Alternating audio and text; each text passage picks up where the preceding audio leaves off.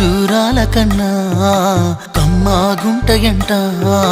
లేక లేక నేను ఫోను చేస్తే నువ్వు హల్లో అన్నవంటే బెల్లం బువ్వ కన్నా తీయగుంటదంట ఎన్నడూ నాడు ఫోను చేసి బాగున్నావన్నవంటే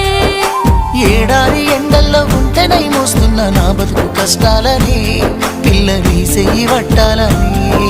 నల్లని సీకట్లో ఒకదాన్నే కూసున్న దిక్కులేని పచ్చినయ్యి బావా నువ్వెప్పుడొస్తావని ఏళ్ళైపోతుందే పిల్ల ఎన్నెలొచ్చింది మన బతుకులా